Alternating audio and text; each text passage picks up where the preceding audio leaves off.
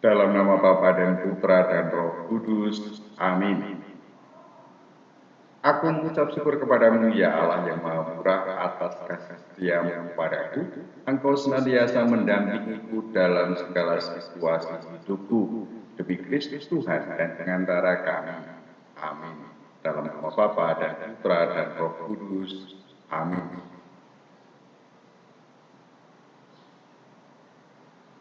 Kemudian mendekatlah anak-anak perempuan Selofehad bin Hefer, bin Gilead, bin Makir, bin Manase, dari kaum Manase bin Yusuf. Nama anak-anaknya itu adalah Mahla, Noah, Hogla, Milka, dan Tirsa. Dan berdiri di depan Musa dan Imam Eleazar, dan di depan para pemimpin, dan segenap umat itu, dekat kemah pertemuan, serta berkata, Ayah kami telah mati di padang gurun, walaupun ia tidak termasuk ke dalam kumpulan yang bersepakat melawan Tuhan, ke dalam kumpulan Korah, tetapi ia telah mati karena dosanya sendiri, dan ia tidak mempunyai anak laki-laki. Mengapa nama ayah kami harus hapus dari tengah-tengah kaumnya, oleh karena ia tidak mempunyai anak laki-laki? Berilah kami tanah milik di antara saudara-saudara ayah kami. Lalu Musa menyampaikan perkara mereka itu ke hadapan Tuhan. Maka berfirmanlah Tuhan kepada Musa, perkataan anak-anak perempuan Selofehad itu benar. Memang engkau harus memberikan tanah milik pusaka kepadanya di tengah-tengah saudara-saudara ayahnya. Engkau harus memindahkan kepadanya hak atas milik pusaka ayahnya. Dan kepada orang Israel, engkau harus berkata, apabila seseorang mati dengan tidak mempunyai anak laki-laki, maka haruslah kamu memindahkan hak atas milik pusakanya kepada anaknya yang perempuan. Apabila ia tidak mempunyai anak perempuan, maka haruslah kamu memberikan milik pusakanya itu kepada saudara-saudaranya yang laki-laki. Dan apabila ia tidak mempunyai saudara-saudara lelaki, maka haruslah kamu memberikan milik pusakanya itu kepada saudara-saudara lelaki ayahnya. Dan apabila ayahnya tidak mempunyai saudara-saudara lelaki, maka haruslah kamu memberikan milik pusakanya itu kepada kerabatnya yang terdekat dari antara kaumnya, supaya dimilikinya. Itulah yang harus menjadi ketetapan hukum bagi orang Israel, seperti yang diperintahkan Tuhan kepada Musa.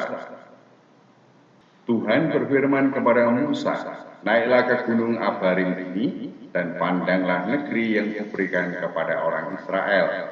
Sesudah engkau memandangnya, maka engkau pun juga akan dikumpulkan kepada kaum leluhurmu, sama seperti Harun abangmu dahulu. Karena pada waktu pembantahan umat itu di padang gurun Sin, kamu berdua telah memberontak terhadap titahku untuk menyatakan keputusanku di depan mata mereka dengan air itu. Itulah mata air Meriba dekat Kades di padang gurun Sin.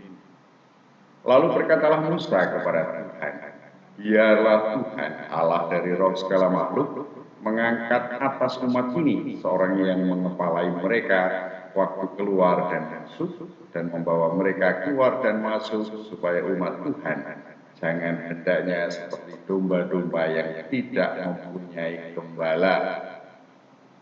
Lalu Tuhan berfirman kepada Musa, ambillah Yosua bin Nun, seorang yang penuh roh, letakkanlah tanganmu atasnya. Suruhlah ia berdiri di depan Imam Eleazar dan di depan segenap umat, lalu berikanlah kepadanya perintah di depan mata mereka itu, dan berilah dia sebagian dari kewibawaanmu, supaya segenap umat Israel mendengarkan dia. Ia harus berdiri di depan Imam Eleazar, supaya Eleazar menanyakan keputusan Urim bagi dia di hadapan Tuhan. Atas titahnya mereka akan keluar, dan atas titahnya mereka akan masuk, ia beserta semua orang Israel, segenap umat itu. Maka Musa melakukan seperti yang diperintahkan Tuhan kepadanya. Ia memanggil Yosua dan menyuruh dia berdiri di depan Imam Eleazar dan di depan segenap umat itu. Lalu ia meletakkan tangannya atas Yosua dan memberikan kepadanya perintahnya seperti yang difirmankan Tuhan dengan perantaraan Musa.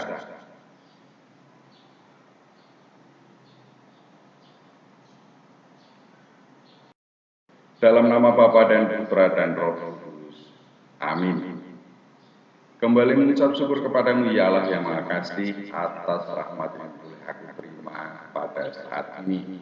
Semoga semua yang aku baca dan semua yang aku dengar sungguh berguna bagi kehidupanku sehari-hari. Demi Kristus Tuhan dan pengantara kami. Amin. Dalam nama Bapa dan Putra dan Roh Kudus. Amin.